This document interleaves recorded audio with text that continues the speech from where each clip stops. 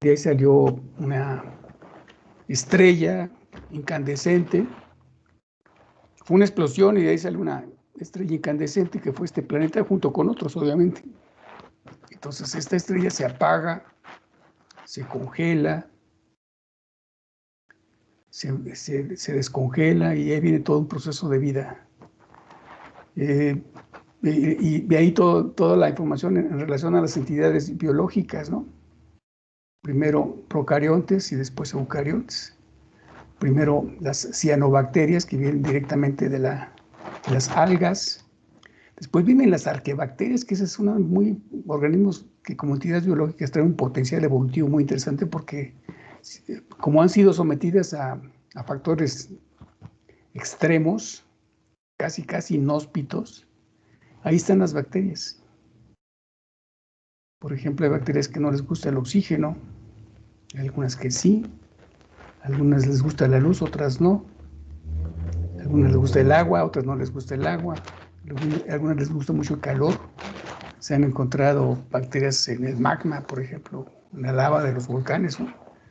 Bueno, son tan habilidosos estos organismos que tienen un potencial evolutivo como las arquebacterias que se han encontrado en el arsénico, por ejemplo, ¿no? Entonces, pues, así como que extraordinario, ¿no? En la capacidad que tienen estos organismos para sobrevivir, para diseminarse, para multiplicarse, ¿no? Pero aquí yo lo interesante que comento con los estudiantes es de que, ok, han sobrevivido, pero ¿qué habilidades evolutivas han desarrollado para sobrevivir a ambientes inhóspitos, ¿no? Extremos, ¿no? En muchos casos. Entonces, y además de que estructuralmente ustedes saben que las bacterias pues, son organismos muy simples realmente, no son tan complejos como ya una célula actual, ¿no? Una célula vegetal o animal actual. Pues ya pues les digo, ya la célula actual vegetal debe tener más o menos como 34 estructuras y organelos funcionales, es decir, que participan en una función. Entonces hay un potencial evolutivo muy interesante en muchas entidades biológicas que de principio, repito, si no tenemos claro este panorama de estas entidades biológicas, pues no podríamos entender el comportamiento de las células actuales, ¿no? Entonces, esta lámina, la primera lámina la ocupo, vamos a hablar un poquito del papel evolutivo o histórico, cronología, si lo quieren ver ya un poco más claro, la cronología del cultivo in vitro de células y tejidos vegetales. Entonces, repito, esta lámina es para que ustedes tengan idea de la edad que tiene este planeta, ¿no? Repito, debe tener entre 4.000 a 6.000 millones de años. ¿Ok? Y de ahí, pues, todo un proceso evolutivo de diversas estructuras y entidades biológicas, las algas, las cianobacterias, las arqueabacterias, las eubacterias ya de eucariontes, eubacterias, etcétera, etcétera. Pero sí, lo que hay que destacar y lo que llama poderosísimamente la atención es las habilidades que tienen las bacterias para poder, que han tenido, porque las bacterias, ustedes saben que ahorita existen, y hay bacterias, superbacterias que le llaman ahorita, que prácticamente tienen la habilidad para enfrentar casi cualquier antibiótico, ¿eh? Hay antibióticos, bueno, pues esa es la lista de antibióticos, es muy extensa, pero hay uno que se llama colistrin, algo así, que es poderosísimo. Bueno, pues las bacterias ya le dicen, le hace lo que el viento a Juárez, ¿no? Realmente no le hace nada el colistrin a la bacteria, fíjense nada más. Entonces, pues obviamente que hay mucha preocupación en el ambiente científico, sobre todo el clínico, o tiene que ver con la parte médica, porque imagínate una cirugía en un sanatorio, una clínica, un hospital, en el que haya infecciones provocados por bacterias que ya cualquier antibiótico ya no las controla. Eso es muy relevante. Entonces decía, a ver, entonces, ¿cómo enfrentas a las bacterias? Pues bueno, pues primero hay que reconocer que tiene un papel evolutivo de miles de millones de años, ¿no? O sea, y que han desarrollado una serie de habilidades importantes para poder sobrevivir, para poder enfrentar ambientes inhóspitos, ambientes extremos. Hay una enzima que se ocupa para reacciones de la biología molecular, que es la TAC polimerasa. Bueno, pues esa se sacó del magma que tiene más de 600 grados centígrados de temperatura, para que tengan idea. Ahí se ocupa ya una bacteria. Sí, entonces sí, hay que hacer un poquito de reflexión en ese sentido y viene todo un desarrollo particularmente interesante, porque fíjense, colega, yo no sé si ustedes lean, pero yo los invito a que lean y estén enterados a propósito del coronavirus. Ahorita la molécula de mayor importancia ahorita, digamos, para enfrentar al virus, o el virus es el coronavirus, o el COVID-19, que es un coronavirus. Hay rinovirus, hay coronavirus, hay un chorro de virus. Bueno, que se presume que este virus ya brincó de animales a los humanos, ¿no? Bueno, pues bueno, y hay muchos ejemplos, ¿no? Ya como están cambiando de hospederos, ¿no? Por ejemplo, la fiebre aviar, por ejemplo, que nada más enfrentaba a las aves o que afectaba a las vidas, bueno, pues también ya está afectando a los humanos, ¿no? Entonces hay muchos ejemplos en el que sí llama particularmente la atención de la capacidad y habilidad que tienen muchos virus y bacterias y hongos para cambiarse de hospedero, ¿no? Y entonces, pues igual, el coronavirus, pues es un virus que trae un antecedente que creo que viene de los murciélagos y por ahí viene de un mamífero también, la certeza, ¿no? Y hay otros que dicen, colegas, que el virus fue fabricado. ¿Ustedes han pensado eso? A ver si será posible fabricar un virus para tener toda esta pandemia, afectar países y que los chinos tengan esa capacidad para fabricar un virus. O sea, se puede fabricar un virus. A ver, ¿cómo se ha constituido un virus? Eso es una pregunta ya para que ustedes la vayan madurando como trabajo. ¿Existe la factibilidad de elaborar un virus? Un virus sintético, por ejemplo. Eso sí, interesante. ¿Qué lleva un virus? Pues aparte de mucha proteína, ¿qué dicen? Como acabo de leer un libro que dice que es un virus, dice que es un virus, es una entidad envuelta es proteína, así como envuelta en proteína y tiene mucho, y representa muchos problemas, ¿no? Algo así. A ver si eso lo vamos a comentar después. Pero a propósito de la cronología, ahora resulta que la molécula de moda es el ARN, que dicen que evolutivamente el ARN se transformó en ADN, se cerró en un núcleo y después fue el nucleolo, ¿no? Ahí, el ARN como molécula tiene una edad casi primaria, incluso antes de las algas y antes que las cianobacterias y antes que las arquebacterias. ¿Cómo ven? Entonces, los virus dicen que tienen una edad cronológica primaria antes que cualquier otra entidad biológica. Eran hilos o hebras, como también le llaman, hebras de esta molécula, el ARN, el ácido ribonucleico, y que después tienen la habilidad para replicarse, acuérdense. Entonces, la molécula que antes, fíjense nada más que hay hallazgos, ya están comentando los científicos, el ARN antecede a las algas, antecede a las arquebacterias o a las cianobacterias, ¿sí? Las cianobacterias que vienen directamente de las algas, ¿no? Pero dicen que ante todo eso ya estaba el virus, y bueno, la hebra o el hilo que es el ARN. Acuérdense que la doble hélice es el ADN, pero el ARN es una sola hebra, un solo hilo, por así decirlo. Pues te navegaba por ahí, fíjense nada. Interesante, interesantísimo. Ya se sabe también qué molécula participa para ir más o menos juntando las hebras y dar principio a lo que es la estructura del ADN. Fíjense nada más qué interesante, nada más con esta lámina, ¿no? Bueno, pues ya les estoy dando fechas, ¿no? Entonces, el antecedente es que, bueno, pues ¿cómo es posible que el ARN pues, conforma a la estructura de los virus? En muchos de los casos, pues, el ARN se transforma en el ADN, en un núcleo. Primero son organismos unicelulares, después son pluricelulares, primero son monómeros, después son polímeros. Todo un proceso de caldo de cultivo después para crear las primeras entidades biológicas, células vegetales y células animales. Entonces, por ejemplo, ahí salen otras preguntas de examen, colegas. ¿Desde cuándo existe la fotosíntesis? ¿Qué fue primero, la reproducción sexual o asexual?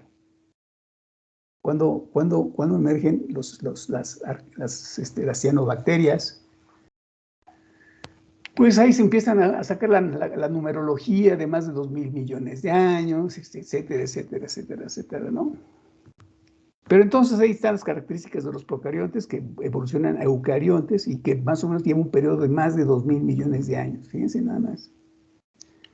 Bueno, pues esas son algunas características de los eucariontes. Digo, primero los procariontes. Vean ustedes que estructuralmente no es una estructura tan compleja realmente, ¿eh?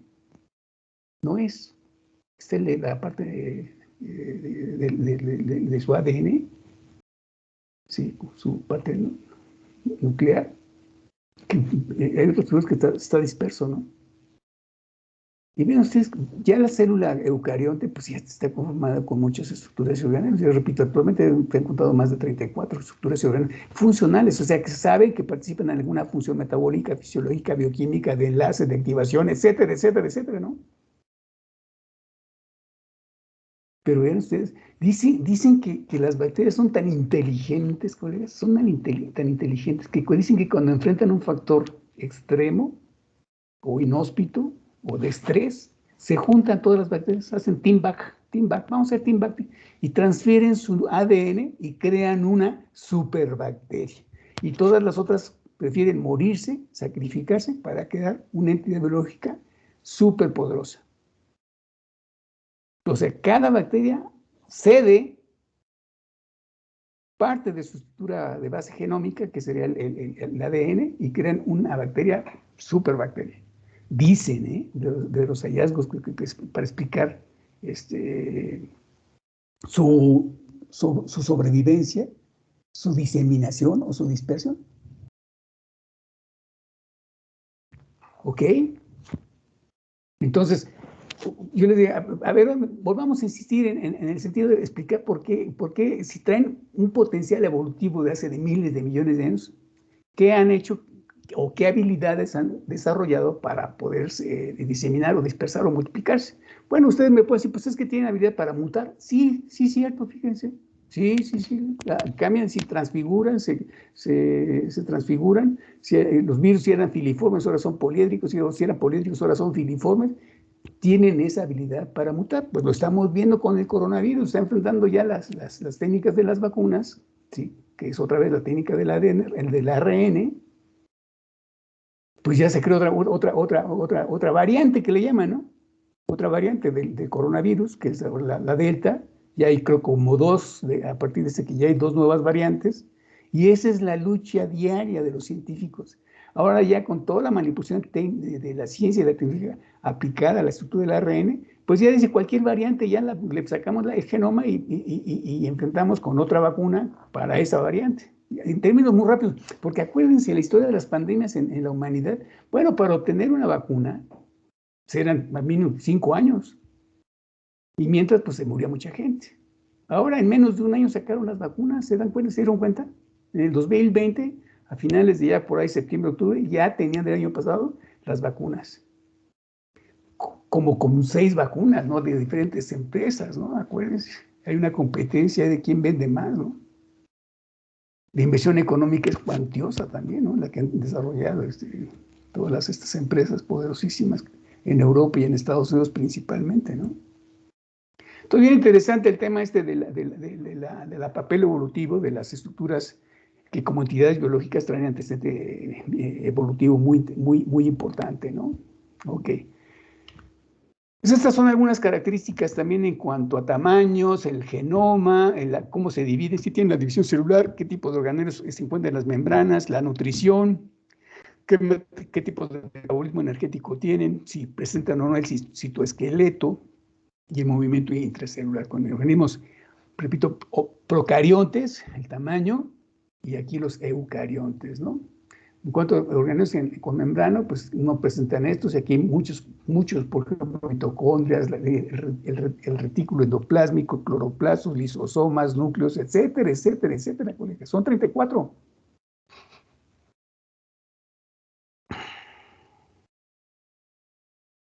Entonces, colegas, insisto con ustedes, colegas, estas presentaciones, de mi parte no hay problema para que ustedes las tengan, ¿eh? Digo, ustedes ya son prácticamente profesionales en esto y si en algo les puedo ayudar con estas presentaciones, pues adelante, ¿no? De mi parte tampoco hay objeción para que se graben mis clases, ¿eh? Yo no soy díscolo, como dicen, ¿no? No, no, no, adelante, ¿eh? Adelante. Así sirve de que me recuerda, ¿no? Ok. Aquí están otras características aquí está de eucariontes y después procariontes. Primero es procariontes y después eucariontes. Bueno, aquí está otra vez las características de la membrana celular, el ADN, cromosomas, división celular, mitocondrias, cloroplastos, ribosomas, hay pared celular, hay nucleolos, hay retículo endoplasmático y organismos de locomoción. ¿Ok? Entonces, esto es de suma importancia para entender el antecedente de organismos procariontes que todavía existen, que están presentes y que son un problema ahorita para la humanidad. Sus bacterias ya les dije. Virus, pues ya vieron el coronavirus, con más de 170,000 muertos en México, que apunta para las 200,000 muertes. Es llenar 2 veces el Estadio Azteca, colegas. Tienen el Estadio Azteca pues, más de 100,000 aquí público, más de 100 asistentes. Bueno, lleno, bueno, otro Estadio Azteca lleno, pero de puros muertos. Eso es de lo que tiene como efecto el virus del coronavirus. Digo, no sé si ustedes han ido al Estadio Azteca o lo han visto llenos con alguna transmisión de tele, de algún partido. Bueno, pues es un mundo de gente, son 100,000 gentes sentadas. Pero ahora, en lugar de sentadas todos muertos, imagínate lo que significa 100,000. Bueno, no son 100,000, son 200,000 muertos, ya ver aquí en México. Pero eso no es nada los millones ya a nivel global, a nivel mundial. Son millones. Por ahí tengo los datos, cómo va la tasa de decesos, de decesos a nivel mundial. Bueno, pues esto es la idea de estos organismos que como pandemias, esto de las pandemias, por ahí también si quieren algún día lo vamos a comentar, si es que nos alcanza el tiempo, ¿no? Esto es un proceso que también destaca mucho, miren, colegas, es como muchas entidades biológicas procariontes, me refiero concretamente a las mitocondrias, quedaron insertas en la célula vegetal actual, que están las mitocondrias. Y los cloroplastos también tienen antecedente de las cianobacterias. Que este proceso que está aquí en una sola lámina que se ve relativamente muy simple, no, aquí hubo muchos miles de millones de años, por lo menos 2,000 millones de años para que se diera este proceso. Hay como 3 teorías que explican, la una es la imaginación citoplásmica, la otra es la endosimbiótica, ¿no? Y la tercera, que ya no recuerdo ahorita, se me escapó. Pero hay teorías que explican todo este camino evolutivo de las células vegetales actuales y las células animales actuales, que estas obviamente que no concentran los cloroplastos, no hay pared celular. Aquí sí hay pared celular, hay cloroplastos, hay mitocondrias y quizás otras estructuras que tienen antecedente bacteriano, ¿eh? Entonces, cuando dices, voy a hacer trabajo de transformación genética en mi tesis, ¿y para qué voy a producir transgénicos? ¿Y qué ruta, qué técnica o qué proceso? Voy a utilizar Agrobacterium tumefaciens o Agrobacterium rhizogen. Agrobacterium tumefaciens, sí. Oye, pero eso es una bacteria. Sí. Pues las bacterias, ¿desde cuándo invaden a las células vegetales? Este es el antecedente que digo, si no, mucha gente se espanta, pero ¿cómo vas a meter las bacterias? Bueno, son vehículos para transformar las células. Se ocupan plásmidos con un inserto que es una secuencia que se va a quedar depositada en la célula. Obviamente que digo, los procesos pues son evolutivos, se entienden perfectamente porque ha sido un camino, que son procesos evolutivos que han existido desde hace miles de millones de años. O sea, no hay que espantarse. Ahora, ¿cuáles serían algunas consideraciones de llevar a cabo la transformación genética con agrobacterium? Pues no en todas las especies vegetales hay esa afinidad, ¿no? No hay compatibilidad muchas veces para llevar a cabo la agroinfección. Esa es una consideración importante. Quiero transformar habas, pues quién sabe si infecta el agrobacterium a las habas, ¿no? A vicias. Por darles un ejemplo, digo, no. El otro, bueno, utilizas Agrobacterium tumefaciens, ¿no? Pues es un agente que puede contaminar nuestro vaso de cultivo. Entonces, ¿qué ocupas? Pues antibióticos para atenuar la bacteria, para quitarla. Kanamicina, gentamicina, oxitetraciclina. Y eso se queda como antecedente ahí, dice, pues de ahí vamos a producir una planta y me la voy a comer, pues el abuso de antibióticos pues va a alterar mi sistema inmunológico. Sí, sí, eso fue una crítica muy fuerte a los transgénicos, ¿no? Por eso ahora para la venta de los antibióticos pues necesitas una receta médica, ¿no? Anteriormente yo me acuerdo que yo me recetaba, ¿no? Cuando andaba mal con infección estomacal o las gripas, yo mismo le llevaba aquí cerca de la casa, de su casa, aquí hay una farmacia en la esquina. Órale, se llama Enrique. Oye, Enrique, pásame por ahí tal antibiótico porque trae una infección en la panza, ¿no? Sí, sale. ¿Hasta que cuántos? 500 miligramos. Cada 8 horas sale. Bueno, amigos que sí, yo me tomaba hasta 1 gramo. Que digo, no, es que, fíjense, colegas, cuando uno abusa de los antibióticos, pues le estás pegando al hígado, pero con todo. Que es un filtro, acuérdense, el hígado es un filtro. Y entonces, ¿cómo pasan los antibióticos? Ahora trae por ahí una hepatitis, pero tremenda, ¿no? O sea, que aguas, el abuso, y qué bueno, ¿eh? Que ya está regulado el uso de antibióticos. Bueno, es otro comercial, ¿no? Pero eso es lo interesante, colegas, para que entiendan los eventos que si quieren ustedes lo pueden hacer aquí en la fitotecnia, ¿no? El experto en la transgenosis, pues es el doctor Óscar Mascorro Gallardo, que actualmente es el coordinador del posgrado. Entonces, él hace biobalística, hace agroinfección, hace sonicación para hacer o para llevar a cabo la transformación genética. Yo recupero las plantas in vitro a partir de células y tejidos transformados. Entonces, ¿qué les quiero decir? Vean ustedes desde qué momento nosotros consideramos que la técnica del cultivo de células es fundamental, básica, fundamental para llevar a cabo la transformación genética. Vamos y seguimos. Bueno, ya está aquí la maquinaria de los cloroplastos y es un principio importante que tiene que ver con fotosíntesis, aparte de la evapotranspiración, aquí está, la evapotranspiración, aquí está, pero sin duda la fotosíntesis, ¿no?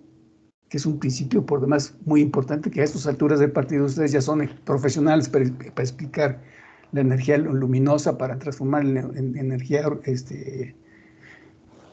tipo enzimático a derivar principios orgánicos, ¿no? Ahí está. Esto es un principio fundamental de los... ¿Pero qué antecedente trae? Uf, miles de millones de años, ¿no? Aquí hay una lámina que es nueva, la acabo de sacar, pero y es nuevecita en esta presentación. Aquí dice estructuras cromosómicas y ADN de los organelos. Mitocondria y cloroplastos. Colegas, entonces, fíjense, de los trabajos que ya se pueden hacer en biotecnología, en fitotecnia, por ejemplo, es un trabajo que les invito a que lean, que tiene que ver con aspectos de la filogenia, para explicar quiénes fueron mis papás, quiénes fueron mis hermanos, quiénes son mis primos y así, o medios hermanos. ¿Qué se hace? Se puede extraer el ADN de mitocondrias, que tienen naturaleza materna, obviamente, ustedes lo deben saber ya, ¿no? Tiene naturaleza materna, no paterna, es materna, y tiene su propio ADN. Hay ADN en los cloroplastos, y hay un ADN en el núcleo.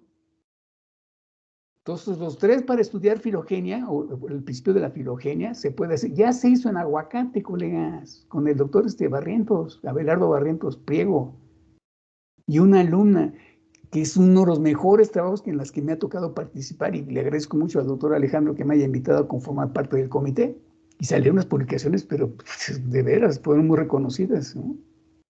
Repito, ya se puede extraer, ya existe la técnica para poder extraer ADN mitocondrial, ADN de cloroplastos y el ADN nuclear, que se, ¿no? El núcleo. Ahí están las funciones de las mitocondrias, ¿no? Generan ATP para transportar y almacenar energía, contienen enzimas, ribosomas, RNA, ADN, se originan por división de los organelos existentes independientes de la célula. Los cloroplastos tienen una membrana tilacoidal que contiene los pigmentos y las enzimas para llevar a cabo el principio de la fosforilización activa. La membrana interna de las mitocondrias contiene enzimas que catalizan el transporte de electrones y la fosforilación oxidativa. Teorías aquí está la teoría endosimbiótica, colegas. A ver si está muy lejos la imagen, pero aquí se explica más o menos cómo la ruta de endosimbiosis o endosimbiótica explica cómo también las estructuras y organelos quedaron depositadas en la célula vegetal actual. Aquí se refiere, por un lado, a las mitocondrias, color rojo, ¿sí? Y los cloroplastos. Ahí está, miren, en verde, que el cloroplasto, que vienen de la cianobacteria. Esta ruta, junto con la teoría de la invaginación citoplásmica y la endosimbiótica, que explican cómo estructuras organelos que traen antecedente evolutivo muy atrás, pues ya quedan depositados o almacenados en las células vegetales actuales. Esto es muy interesante, colegas, y discúlpenme por insistir, no entenderíamos ya el principio de tanto de lo mucho que se puede hacer en biotecnología de plantas o en biotecnología celular. Por eso está yo traigo un doctorado en biología celular, pero pues ahora ya está la biología molecular. Ya para explicar lo que dice abajo, se postula que las mitocondrias y los cloroplastos fueron alguna vez bacterias de la vida libre. Las mitocondrias y los cloroplastos son muy similares a las bacterias. Las secuencias en este caso del DNA mitocondrial y el DNA de los cloroplastos muestran una mayor relación con las eubacterias. Fíjense nada más que interesante, colegas. Bueno, pues ya dimos muchos pasos adelante con esta fecha de 1836, 1839, donde ya hay científicos que dicen, no, pues cálmense, ¿no? Porque vamos a entender primero, pues ahí está la planta, ahí está el animal, pero pues yo creo que están estructuralmente conformados por muchas células, son organismos pluricelulares, ¿no? Entonces, esto que yo comento mucho, colegas, sobre células que alcanzaron un potencial de especialización, porque yo les decía, pues ahí está la planta, bueno, a ver, vamos a sacar células de la raíz, células de la raíz, células del tallo, células de las hojas, células de los pétalos, de los sépalos de la raíz. Ahí están, o del fruto. Son células que alcanzaron su máximo en cuanto a la especialización. ¿Cómo se explica eso? ¿Qué labor tienen las células de la raíz? Pues nada más que en algunos casos almacenar, otros transporte, ¿no? Transporte de agua y iones minerales, ¿no? Esto lo vimos en cuarto año. Si alguno de ustedes les di clases en cuarto año, pues se van a explicar. Si se acuerdan de las clases que vimos ahí, cómo se va estructurando las plantas. Bueno, pero la base, en cuanto a la teoría celular, señala que la base estructural de todos los organismos son las células. Que estas células, a estas alturas ya del partido, son capaces por sí mismas de dividirse, multiplicarse, diferenciarse y especializarse. Qué extraordinario. La maquinaria celular, colega, es una cosa que llama poderosísimamente la atención. Llama mucho la atención la teoría celular en ese sentido, dice. Bueno, entonces, si ya estamos viendo los organismos que ya son pluricelulares, que están conformados estructuralmente por innumerables células, otro de los apartados de la teoría celular dice, en estas fechas, 1836, 1830, que dice que la base estructural de todos los organismos son las células. Sí, las células tienen hacia su interior, o sea, las células poseen hacia su interior todo un cúmulo de información que las hace capaces per se o por sí mismas de dividirse, multiplicarse, diferenciarse y especializarse. Les estoy diciendo que la maquinaria celular es esplendorosa. Y ahora, si ustedes ya van a hacer un poquito de resonancia magnética nuclear y agarran células, van a ver que es un contexto maravilloso, maravilloso, así maravilloso. Toda la maquinaria celular. Por ahí vamos a presentar una imagen, pero de una célula animal, no es vegetal. Anduve buscando la célula vegetal, pero no la encontré. Dicen que uno de los eventos que llamaron muy poderosamente la atención fue la biología de la reproducción, que son células. La biología de la reproducción tiene que ver con células, ¿no? Pero en este caso son células gaméticas, son células cigóticas, son células sexuales. Entonces, se juntan las células sexuales y tienen la capacidad de dividirse, multiplicarse, diferenciarse y crear un nuevo organismo completo. Ah, caray. Entonces el apartado anterior antes de este, sí, sí, fíjense nada más. Entonces, mucha de la relación que explica la bondad de aislar y cultivar células para derivar organismos completos tuvo como principio explicar un poquito la biología de la reproducción. Que por ahí hay antecedentes interesantes. Por ejemplo, cuando se hablaba de la biología de la reproducción, es que dice que los datos para 1670 se identificaron los espermatozoides. Y gracias a los avances de la microscopía de la resolución, o sea, se identifican los espermatozoides y todavía no se sabe qué hacían. Muchos pensaban que eran estructuras o entidades malas, digamos, o contaminantes en los organismos. Fíjense nada más. Y no es que pasan 200 años después de 1670, o sea, en 1870 ya se sabe para entonces el papel en la biología de la reproducción. Eso es algo que también llama mucho. Tuvieron que pasar 200 años para tener certeza jurídica, certeza biológica, para ver qué objetivo cumplían estas estructuras dentro del proceso de la biología de la reproducción. Que bien interesante este tema, ¿no? Bien, bien interesante. Vamos a hablar un poquito de la biología de la reproducción porque pues, es indispensable, es necesario. Muchos de los aportes que da la ciencia fue los avances también en la microscopía, ¿no? En 1610 Malpighi, 1665 Nacket, Dallop y finalmente en 1900 Carl Zeiss, ¿no? Carl Zeiss, que todavía estamos ahí. Yo tenía 6 microscopios Zeiss ahí en el laboratorio. Ya quedaron obsoletos, ¿eh? Colegas, de veras, digo, entiendan un poquito esto, porque ahorita tengo una tesista que se llama Amparo. Compró un aditamento chino, que hagan de cuenta que es una pastilla con dos entradas. Esa pastilla se le coloca al celular. Acuérdense que hay celulares muy poderosos con una capacidad y una nitidez impresionante. Ya hicimos algún ejercicio ahí en el laboratorio la semana pasada. Se mete este aditamento en el celular, alcanzas el ocular del celular, se prende el aditamento, se prende como un ocular del microscopio y puedes bajarte hasta, y dice, mire, aquí traigo un porta y un cubre, que es parte de lo que, para que uno aprenda a manejar este aditamento.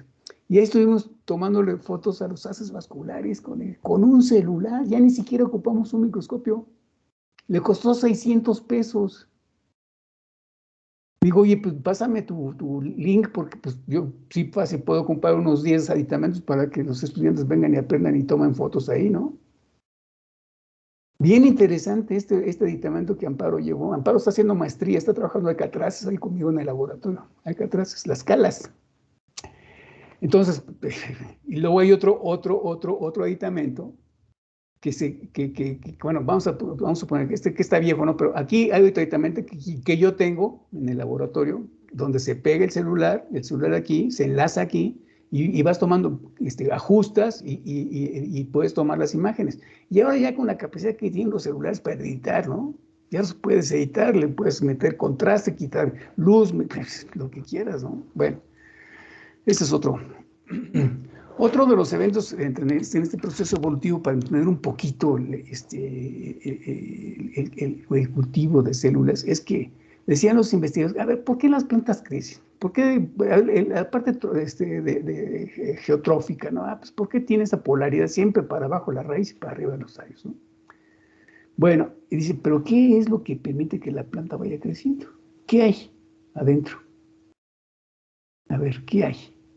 Entonces dice, pues oye, si cortamos esta parte apical, que es la que está promoviendo el alargamiento y el crecimiento, y la machacamos y hacemos un extracto de esta área, y arriba le metemos un pedazo de hoja, es probable que en el pedazo de hoja pues podamos promover el crecimiento o la diferenciación celular, que haciendo un extracto de esta zona, para entonces, colegas, pues, estamos hablando de 1893, el antecedente es muy viejo, decía, pues no se sabía que había reguladores de crecimiento, ¿no? Que se sintetizan en forma endógena, ¿no? Hay una serie de cúmulos en cuanto a los factores, factores que participan en la síntesis de proteínas, son factores que explican el crecimiento de las plantas, ¿no? La luz sobre todo, etcétera, etcétera. Entonces ahí hubo pues muchas interrogantes en relación a las zonas que potencialmente son activas No se sabía que había la capacidad meristemática de eso para dividirse y multiplicar, pero ¿qué es lo que promueve, no? Pues sí, sí, pero no sabía que había regulados ácido acético, ¿no? Por ejemplo, que se sintetiza en forma natural en las zonas terminales o en las zonas apicales, ¿no? Y que de aquí sacaron algunos extractos, ¿no? Bueno, pues estos extractos pues todos se echaron a perder, si no les entraba hongos, todo se necrosaba, ¿no? Pero no estaban lejos, ¿eh? No estaban lejos los científicos que para entonces estaban buscando explicar los mecanismos de diferenciación y explicar el crecimiento, el desarrollo, ¿no? En forma endógena que se sintetiza dentro de las plantas.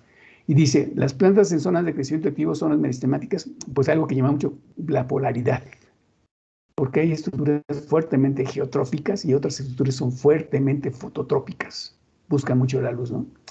Bueno, pues eso está. Y la cicatrización, si tú haces un daño al tallo, inmediatamente hay un proceso de cicatrización. Hay células que forman cicatrices como un mecanismo de defensa o un mecanismo de, pues sí, de reparar daños en los tejidos, ¿no? Y ya empiezan a haber estudios para estas fechas sobre la división celular y finalmente por ahí en 1902 en Alemania, es que las células de las plantas son totipotentes, ya. ¿Y qué es la totipotencia? La totipotencia es la capacidad que tienen las células vegetales aisladas y cultivadas para poder derivar un organismo completo. Y decía, no, ¿cómo crees? Eso es imposible. No, sí. Por eso las células, por eso parte del hecho de la teoría celular, dice que las células por sí mismas tienen esa habilidad o esa capacidad. Entonces, repito, el hecho es con Haberland, es un científico alemán, en 1902, que señala que los primeros hallazgos para la totipotencia celular en células vegetales. Entonces, ahí viene otra pregunta. ¿La totipotencia celular únicamente se expresa en células vegetales o también la totipotencia puede expresarse en células animales? ¿Quiénes fueron primero, las células vegetales o las células animales? Si ya estamos viendo la posibilidad de obtener clones o hacer una propagación asexual utilizando células vegetales, eso también se puede hacer ya en células animales. Sí, entonces, si las células animales son totipotentes, ¿no? Si hablamos de que están clonando gatos, perros y changos y van a clonar cosas impresionantes. Por ejemplo, dice que este libro, ¿no? Sobre el Parque Jurásico, finalmente se va a llevar a cabo, ¿eh? Finalmente eso de tomar rastras de animales prehistóricos ya va a ser una facultad próximamente en los próximos años. No, es que de veras, digo, hay que sentarse un rato a leer bueno, ya están hablando de la inmortalidad, ¿no? Yo hasta me dio miedo leer ese apartado y ni lo peleé de ahorita, digo, no, ¿para qué me meto en broncas? O sea, ya la inmortalidad, ¿no? La crioconservación, o sea, los individuos que se están congelando y los van a recuperar después de 30 años, ¿no? No, cosas de veras, colega, de esto hay que sentarse un rato a leer un poquito, pero no. Bueno, entonces, son preguntas, colegas, que tienen que ustedes que reflexionar un poquito. Por ejemplo, esto de que si únicamente la totipotencia está más reconocida en el cultivo de células o también en las células animales. Bueno, la clonación en humanos, ¿no? Que ya es posible, creo que desde el 2000, sí, en el 2000 ya reportaron, ya se pueden obtener clones en humanos, nada más que pues, la clonación en humanos es un tanto cuanto una cuestión que está muy vetada, primero por el Vaticano y algunos otros países que dicen que no manches, ¿cómo vas a obtener clones? ¿No? Mejor haz cultivos de células, células madre, que son pluripotenciales, de tipo hematopoyético, y órale, ¿no? Ahí sí hace investigación para reparar daños en células, para recuperar tejido cardíaco, tejido de la córnea, tejido epitelial. Hay 40 y tantos tipos de tejido que se pueden reparar a partir de células madre, ¿no?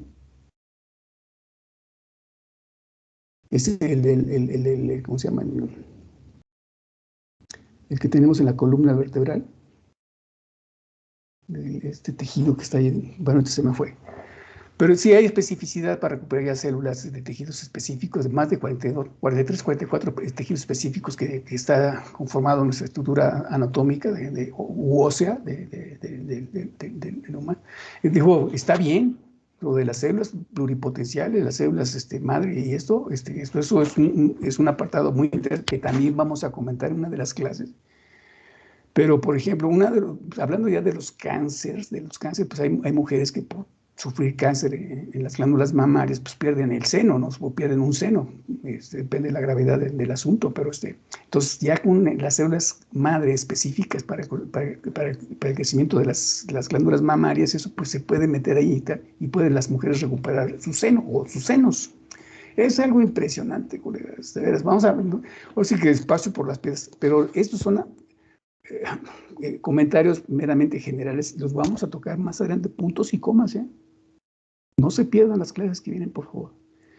Otra vez, entonces la totipotencia, que queda ahí la interrogante, ¿eh? Y es pregunta de examen. Explícame por qué las plantas se expresan más en los vegetales y poquito en los animales, aunque no.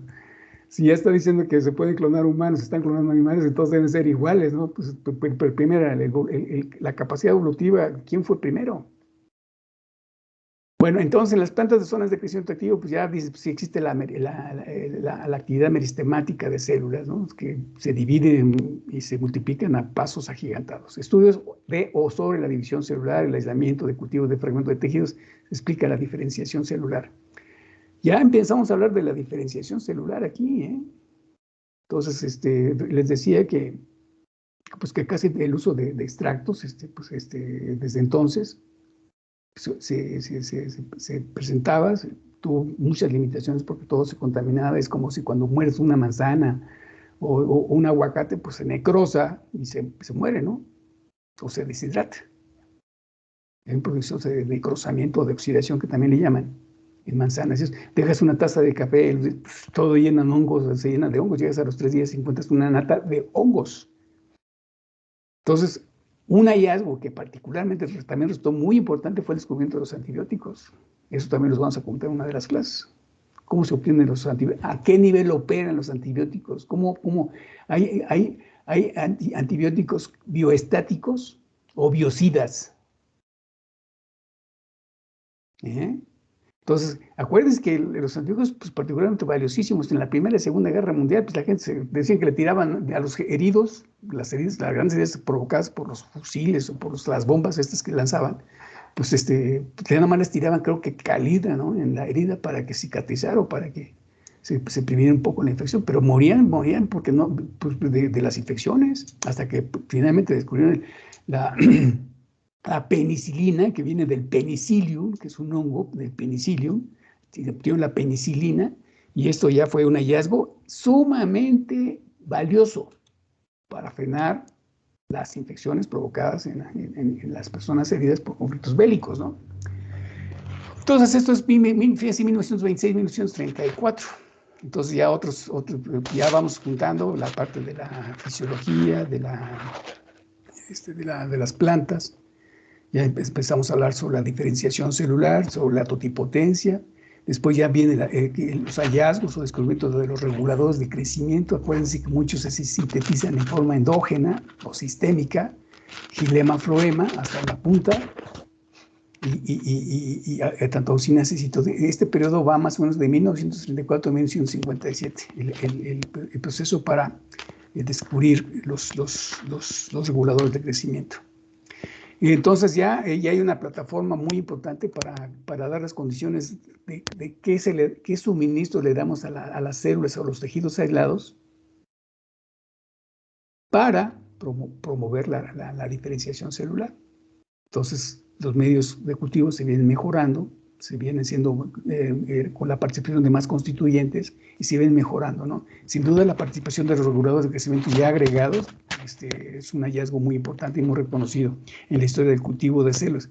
Y obviamente, pues, los cultivos se incorporan los reguladores para explicar los procesos de diferenciación o desdiferenciación celular. Bueno, pues algo de lo que también hay que hablar más adelante, que es el problema de la contaminación in vitro, ¿no? Entonces implica la contaminación para su control, hay que detectar qué es.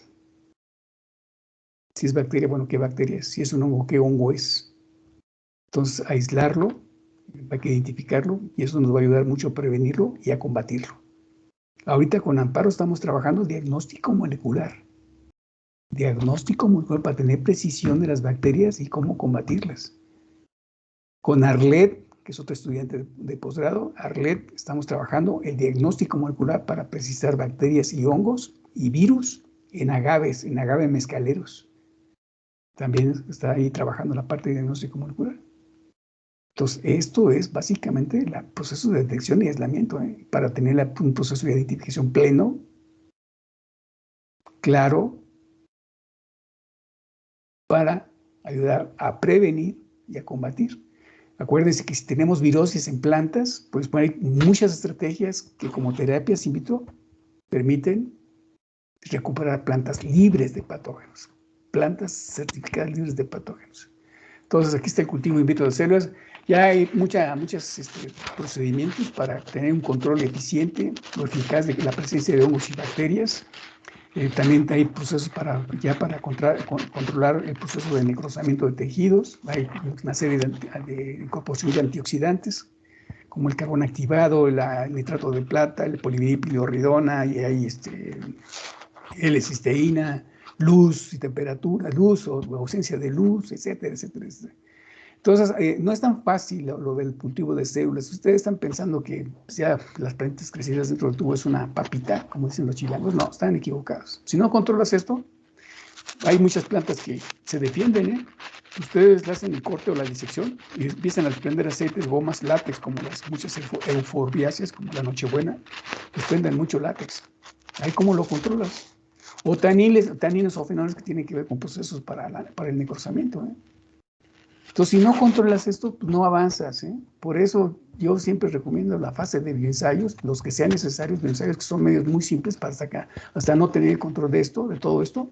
Y entonces ya entramos a la parte experimental, porque no tiene caso, o sea, entramos a la parte experimental que es prueba de reguladores, tipos y concentraciones.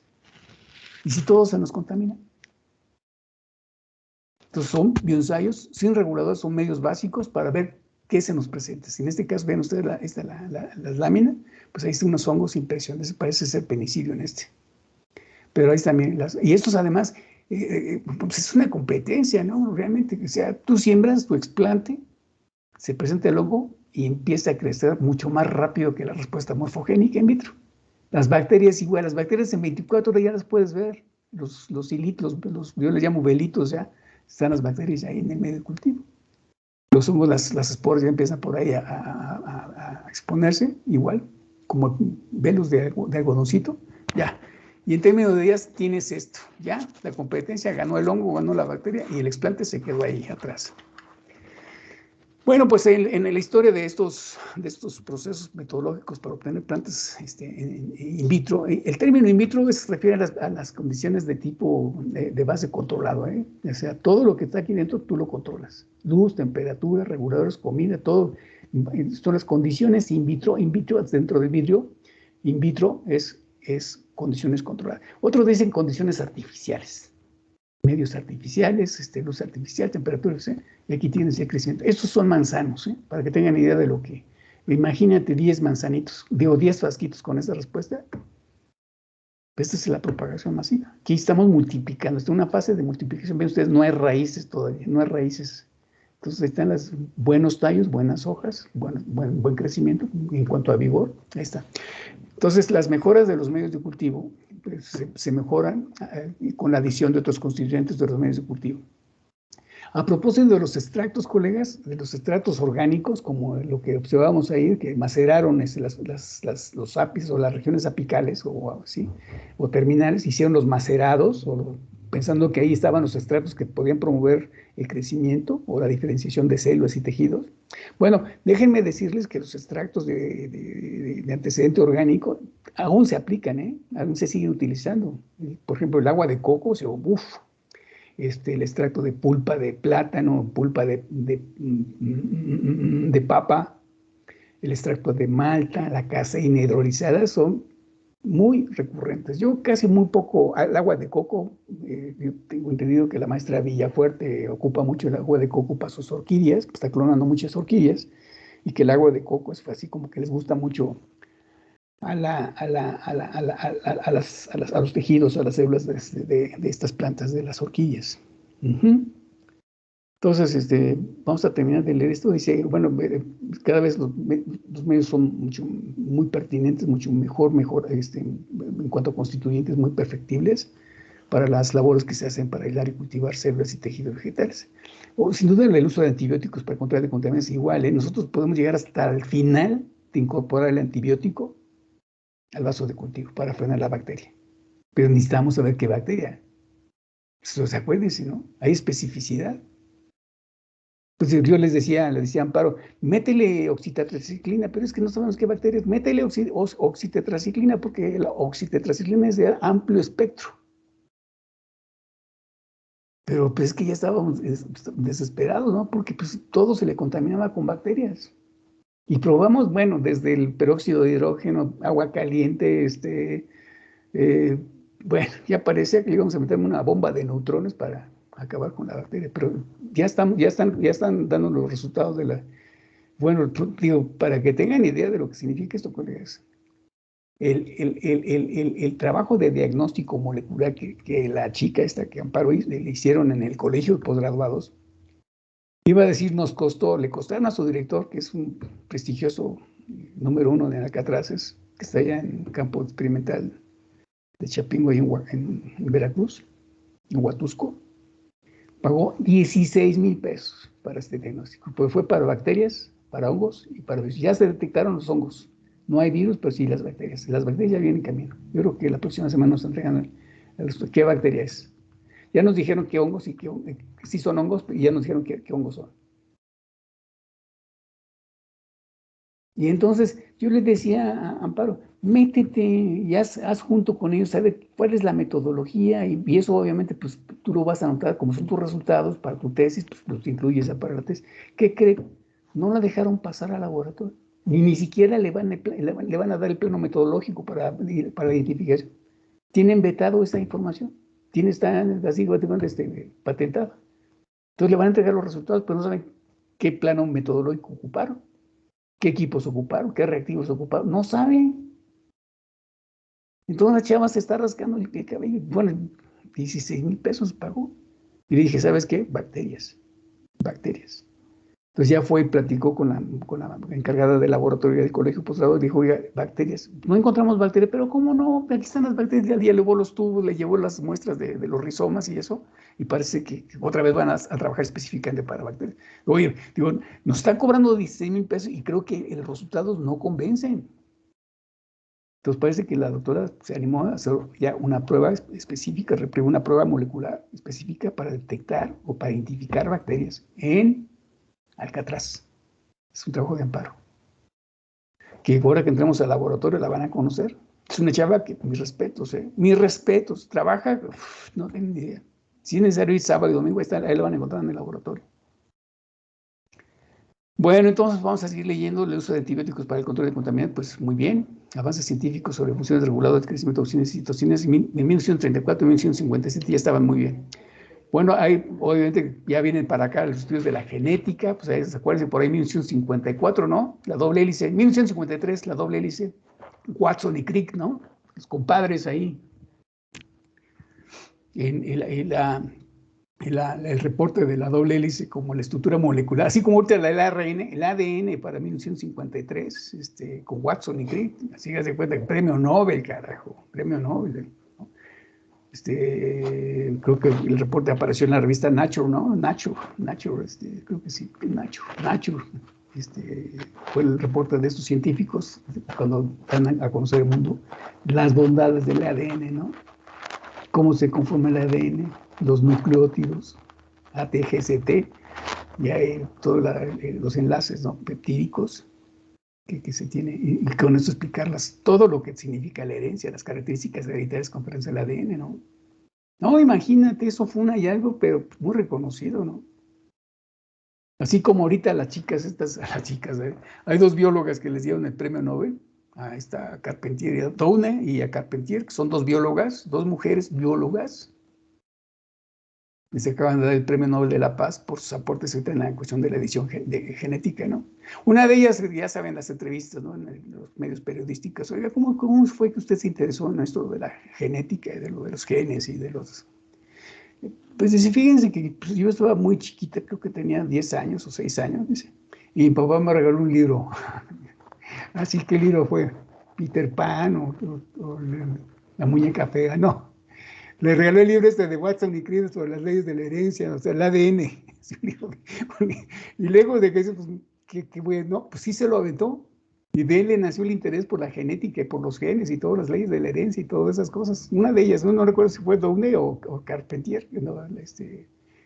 La que da ese dato de que, pues gracias a su papá que le regaló un libro sobre cuestiones de biología referida a la genética y de la acción del papel del ADN, ¿no? Bien interesante.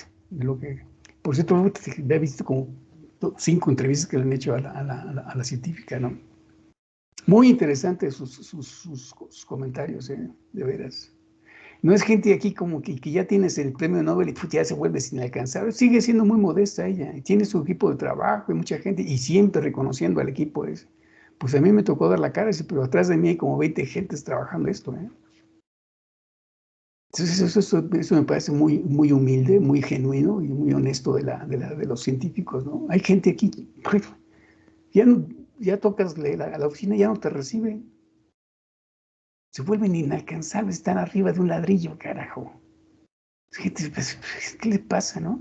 Hay gente aquí, Chapingo, que puta, cuando los ves ya quieren que les pongas alfombra roja y caravana, bueno, hasta incienso, quieren que cuando vayan pasando les vayan, no, sí, a la goma, ¿no?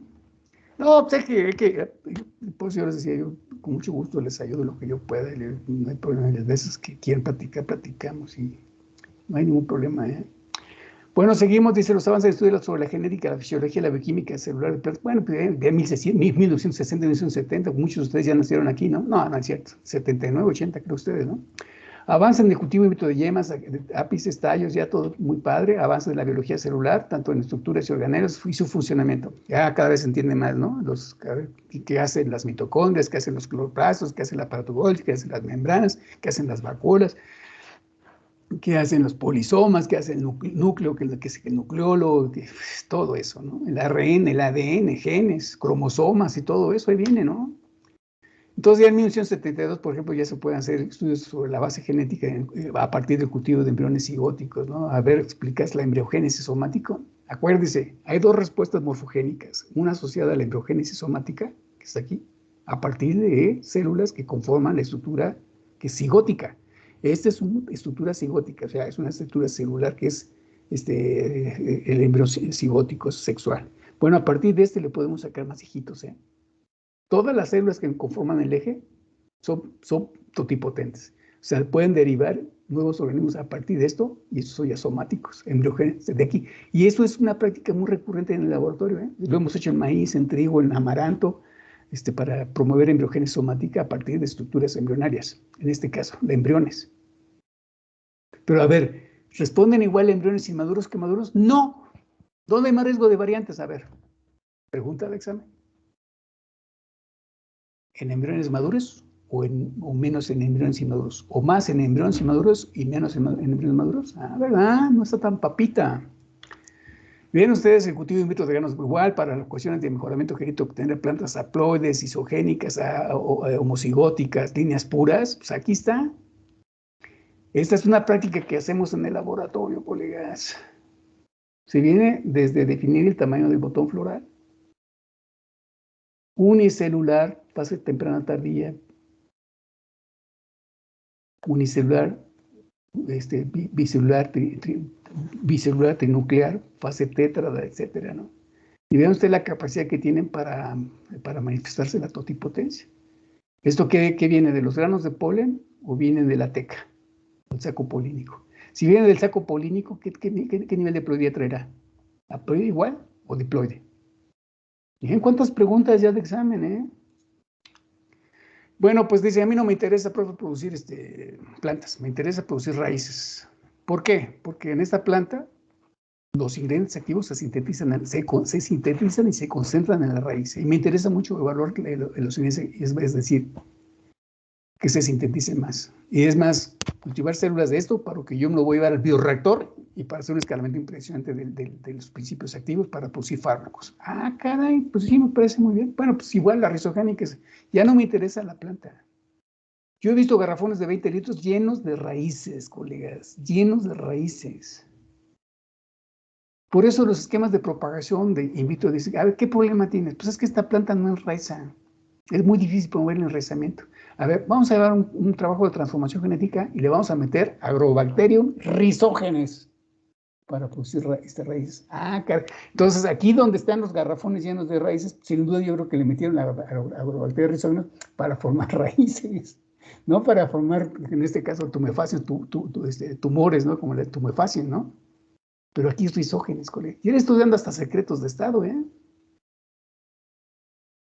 Entonces, atrás de todo del cultivo de células y tejidos vegetales, pues está la fitoquímica, colega. Sí, pueden producir raíces. Y las raíces, por ejemplo, una planta que sea bondadosa o que sea, digamos, caracterizada porque en la raíz se concentran muchos ingredientes activos, pues ahora adelante, adelante. Esto, que los bioreactores, adelante. Ahorita vamos otra vez a instalar al menos 2 bioreactores. Héctor Luna, no sé si lo conocen, chavo, está muy trabajador, va sobre montar. Ya él tomó un curso de bioreactores que dieron ahí creo que en Veracruz. Y ya están digo, ¿saben qué nos hace falta? Una compresora. Todos los timers, los timers y todo ese sistema de cronometría para que se inyecte el medio, que se vacíe el medio, se inyecte filtros y todo eso, ya están ahí en el laboratorio. Miren, esa es la bondad del cultivo de células. Vean ustedes aquí. ¿Cuántas plantas hay aquí? En un matracito como de medio litro, de 500. Pero ahí está, colegas, ya vamos terminando. Miren, biotecnología agrícola vegetal. Esto es, repito, el cultivo in vitro de células y tejidos vegetales es una herramienta de tipo biotecnológico. La biotecnología es muy amplia, colegas. Bueno, sí, la palabra biotecnología, ¿desde cuándo hay biotecnología? Bueno, pues desde que se hace cerveza, desde que se hacen quesos, cabrón. O sea, biotecnología agrícola es la biotecnología es vegetal y su impacto en el sector agrícola. Porque hay quien hace biotecnología animal, en zootecnia, por ejemplo, que aíslan embriones, hacen inseminación artificial o hacen fertilización in vitro también. Sexan animales para producir puros machos, o puras hembras, sí se puede hacer eso. Pero eso es biotecnología animal. Este es vegetal. Y su participación o su aplicación en el sector agrícola. ¿A qué me refiero? Al cultivo in vitro de células de tejidos vegetales. En Chapingo desde 1979. A mí me tocó montar el laboratorio. Tengo 3 laboratorios montados. El del INIFAP y el nuevo que está aquí en Úrsulo Galván, abajo del edificio. Pues, junto con otro profesor montamos el laboratorio. Entonces, si hay experiencia, colegas, yo soy 7479 de mi generación en Chapingo, soy ingeniero agrónomo fitotecnista, una maestría en el Colegio de Postgraduados con la doctora Ortega, es bioquímica, la doctora de bioquímica, María Luisa Ortega Delgado, en paz descanse, y el doctor Alfonso Larque que acaba de morir hace 2 semanas. También Premio Nacional de Ciencias y Artes. Los dos, ambos doctores, Premio Nacional de Ciencias y Artes. ¿Ok? Entonces está la micropropagación y tiene un impacto impresionante. Pueden ustedes rescatar, multiplicar, conservar y caracterizar especies vegetales. Ahí está. A ver, ¿cuántos artículos sale aquí? Nada más de rescate y multiplicación sale un artículo. Todas las estrategias de conservación sale otro artículo. La caracterización, que puede ser anatómico-morfológica, descriptores, otro artículo. Y si es molecular, son 4 artículos científicos, colegas. Aquí sale. Dígame, ¿para qué planta? Hay muchos ejemplos. Yo les invito a que conozcan y lean las tesis que se han desarrollado en el laboratorio. Hay tesis valiosísimas. Desafortunadamente, pues ya se las llevaron los empresarios, ¿no? Ahora, como son en disco, nada les cuesta llevarse los archivos, ¿no? Y atrás apoyaron mucho la ingeniería genética, ¿no? ¿Se acuerdan? Tenemos que tener o contar con protocolos de recuperación de plantas a partir de células y tejidos transformados, que es la ingeniería genética. Aquí están las células. Marcadores moleculares igual, para extracción del ADN igual. Para hacer fitoquímica, ahí está. Ya las ómicas como la genómica, la proteómica y la metabolómica ya se hacen en Chapingo, colegas. Si les interesa proteínas, si les interesa los genes, si te interesa los metabolitos, ya se hacen estudios con resonancia magnética nuclear. ¿Quién lo hace? Benito Reyes Trejo en la prepa, el laboratorio de recursos naturales. En el ANISAP lo hace Enrique Herbert Pucheta, el doctor Canseco, y por ahí otros 2 doctores por ahí. Ya se puede hacer esto. Por eso es muy importante que ustedes vayan, ahora sí que dirigiendo bien sus baterías, para ver qué van a hacer ahorita conmigo. Porque esa es plataforma para su maestría, son 2 años. Y esa va a ser otra plataforma para su doctorado en los próximos años. Ahorita un estudiante mío que está en Puebla ya va a regresar para hacer su doctorado y viene sobre metabolómica, ¿eh? Y después de todo eso, pues ya viene la edición de genes, colegas. Fíjense lo extraordinario de esto. Dice, ¿a poco puedo juntar 3 eventos en una sola planta? Pues sí, sí se puede hacer. Los genes que expresen proteínas y genes que expresen los genes activos. Muchos metabolitos vienen de proteínas, de la síntesis de proteínas. Fíjense nada más que extraordinario. O sea, eso, ¿cuándo?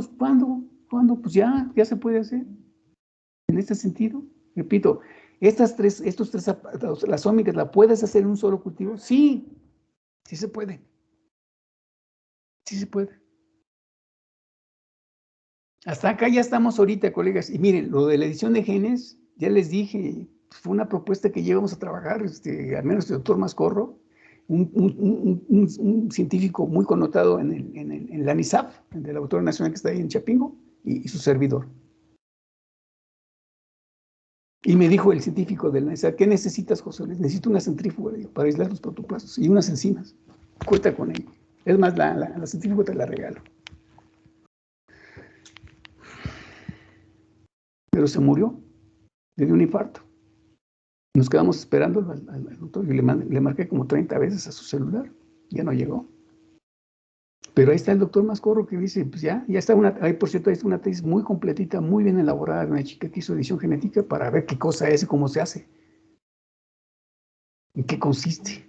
Todos los antecedentes. Es un review que fue lo único que pudo lograr esta chica en la tesis de la maestría.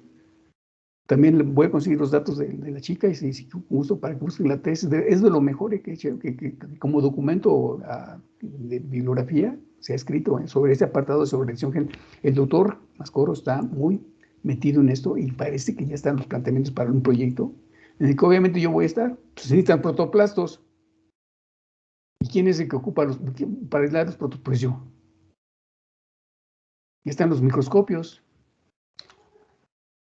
Bueno, es importante que sepan y que lean un poquito sobre mecanismos de señalización y transporte, ¿no? Y eso ya es igual.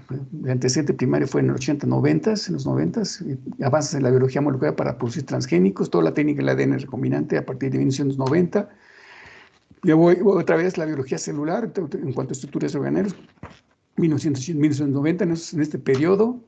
Obviamente que los avances pioneros de 1953 para la fecha, pues ya hablas ya de modificar la estructura del ADN, extraerlo, secuenciarlo, cortarlo, insertarlo, que se exprese, que se herede, etc. Todo eso es la técnica del ADN, colegas. Ya está. Y atrás de eso, pues acuérdense de la participación de transgénicos, que fue una cuestión muy, muy fuertemente polemizada, ¿no? Acuérdense, ¿no? Sí. Bueno, qué reuniones en las que no yo he estado, ¿no? Que así se agarran a golpes. La vez pasada estuve en un congreso en Mexicali. Acuérdense que este congreso de Mexicali, pues tiene como frontera Arizona y Phoenix, ¿no? Y algunos científicos por eso me gusta ir mucho ahí, porque se platicas con los cuates que tienen mucha lana, los de la Universidad de Arizona y la de Phoenix. Entonces fueron a este evento y aquí iba ya no les voy a decir, pero ni siquiera es científico, es un cuate que le hacía poco para envolverse en la bandera nacional y tirarse de la butaca para abajo, ¿no? Bueno, pues se enfrascaron el tema de transgénicos y para entonces se estaba polemizando porque decían que había ratas que habían comido maíz transgénico y que a las ratas les empezaron a salir tumores. Todos los científicos de Arizona y de Phoenix dijeron, eso no es cierto. No, que sí, a ver qué documento, ¿quién lo dice? No, pues que salió en tal revista. No, eso no es cierto, ni siquiera es una revista científica. Hazle caso cuando leas en revistas científicas. A ver, ¿cuál fue el tamaño de muestra? A ver, y total que se empezaron a gritar. Ya casi por poquito bueno, ya se dijeron groserías. Ahí. Y ya digo, yo por mí, déjenlos, ¿no? Déjenlos que se rompan en los dientes. No, pero ya los sacaron y ya dije, pues yo pues, después de ahí me fui a comer. Pues, normalmente ando solo. Acuérdense que los tigres andamos solos. Y llego a Chapingo y los primeros que me agarran ahí, el doctor más, oye, que se iban a pelear. Dije, sí, poquito faltó porque llegaron a tragarse. Pero a ese nivel sobre transgénicos, ¿eh? Este es un tema que yo les voy a dar mi opinión, ¿eh? Mi opinión sobre transgénicos.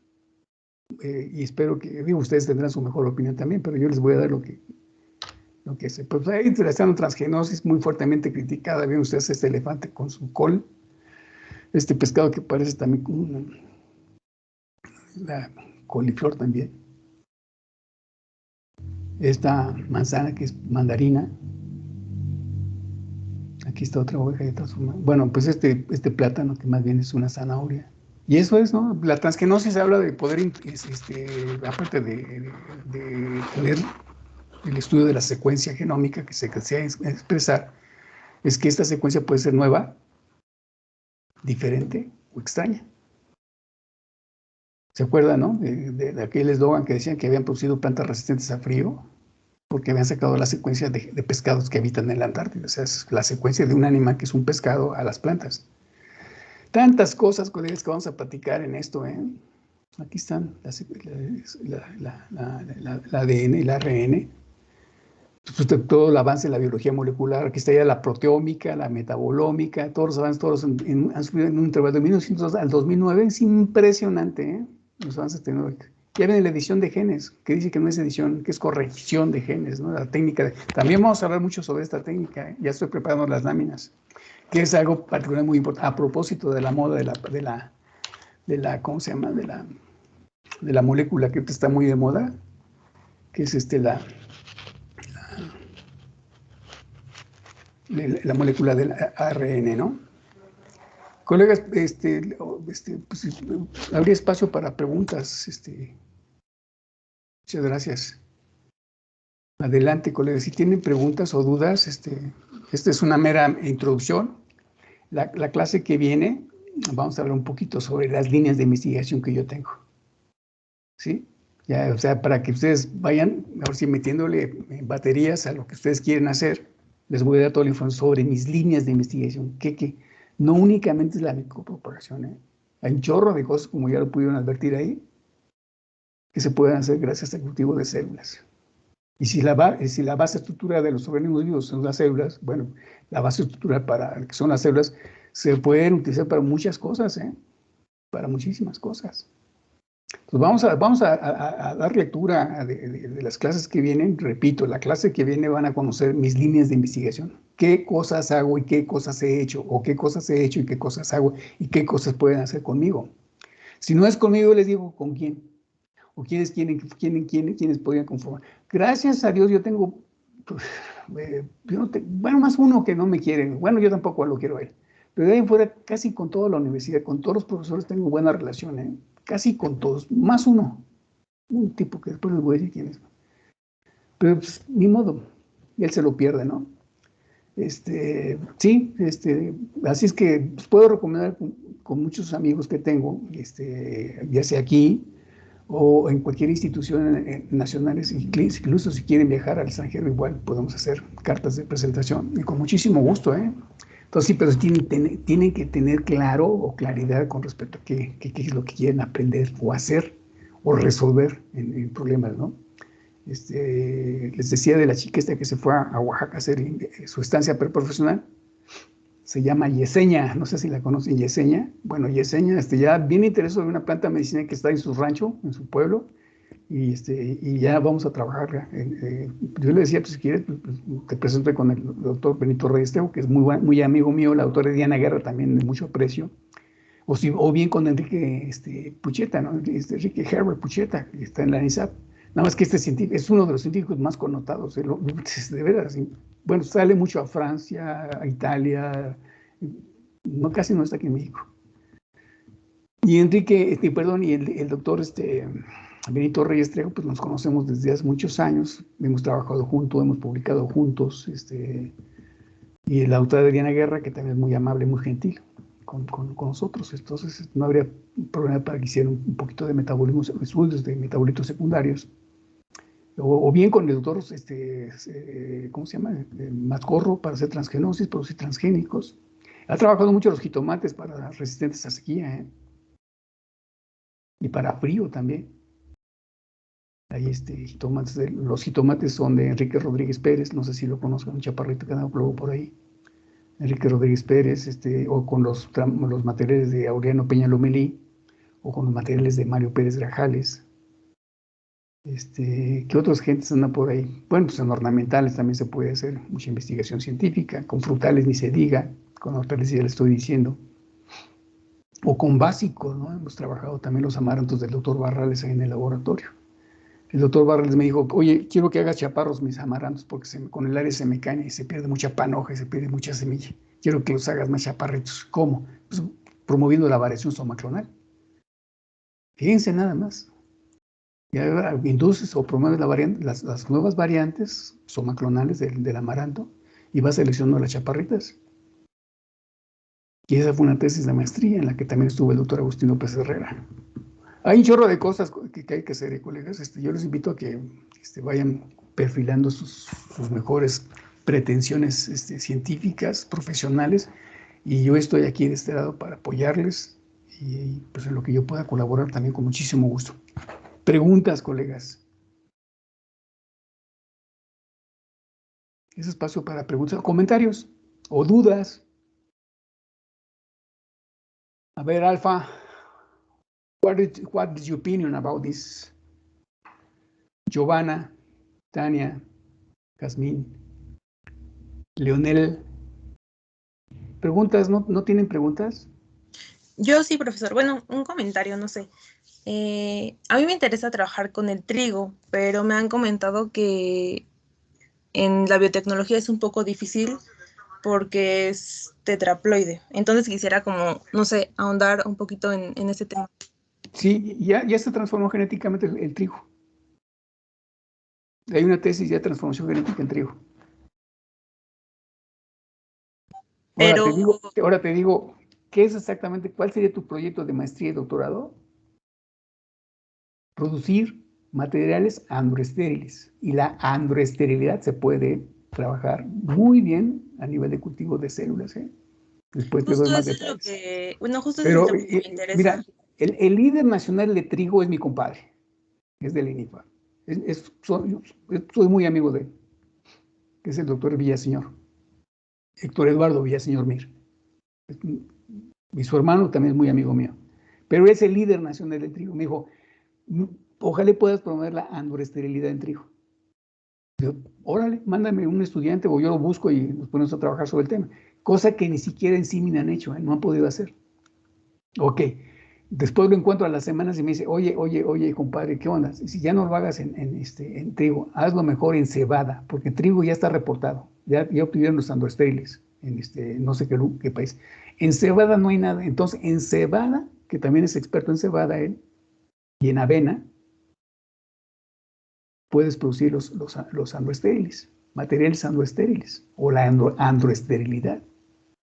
Y eso es una posibilidad que se puede trabajar en el laboratorio. Pero ya sería imagínate, ¿no? Tendrías el reconocimiento, pues, de toda la comunidad científica, ¿no? Nacional, internacional, imagínate. Sí serían pasos, ¿no? Así como cuando, por ejemplo, vas a hacer el fenómeno de estudio de la sequía, pues son pues un chorro de cosas que hacer en forma preliminar y evaluar hasta llegar hasta obtener las plantas resistentes a sequía. Pero sí se puede, colegas. No importa los niveles de ploidía. Digo, si te preocupa, pues igual promovemos variantes para quitarles, o las anteras para quitar la mitad del nivel de ploidía, ¿no? Acuérdate. Los haploides es la mitad de la base cromosómica de la planta. ¿Sí, Tania? Sí, doctor, de casualidad tiene ese documento que me comentó de la tesis de la chica que hizo la androsterilidad en trigo? La androsterilidad en trigo, no, pero le puedo preguntar a Eduardo que nos diga quién reportó así, porque no fue aquí en México, fue no sé si en algún país donde se siembra mucho el trigo o en Estados Unidos, pero ya está reportado la androesterilidad. Y él me dijo, ya no lo hagas en trigo, hazlo mejor en cebada o en avena. Y él pues también es un expertazo en la cebada y en avena igual. Tiene mucho conocimiento. Yo estuve en una reunión ahí en CIMIT y llegaron como empresarios, llegaron los principales productores de cerveza en México. Pues se hace cuenta que los saludan así de cuates, y así como compadrazgo, ¿no? O sea, los cerveceros llegaron a esa reunión y los saludaron muy bien. O sea, que tiene una relación impresionante este cuate con la industria de la cerveza, con la producción de los trigos y las cebadas y las avenas. Muy bien. Sí, seguimos, Tania, digo, ahora que veas mis líneas de investigación la próxima semana o la próxima clase, te vas a dar cuenta que el abanico de posibilidades para hacer investigación científica conmigo, o yo te digo con quién, o en dónde. Una pregunta, ya se acabó el tiempo, 1:31. Bueno, vayan haciendo sus preguntas, podríamos hacer una segunda de preguntas antes de la sesión que viene. Y Jazmín, muchísimas gracias por apoyarme. Estaba en una mesa equivocada, en una enlace equivocado, y si no es por Jazmín que me ayudó a corregir, no hubiera habido. Otra vez hubiéramos perdido una media hora como en la clase pasada. Entonces, te agradezco mucho, Jazmín. Sí, profe, igual estaría bien que hiciera lo que dijo de eliminar el otro equipo. A mí todavía me aparece y yo creo que por eso fue la confusión, pero pues no hay problema. Te agradezco mucho, ¿eh? Colegas, buen provecho, buenas tardes. Les mando un abrazo, cuídense mucho. Gracias. Hasta luego, doctor, gracias. Hasta luego, profesor. Dale, profe, gracias, igualmente. Cuídense. Buenas tardes.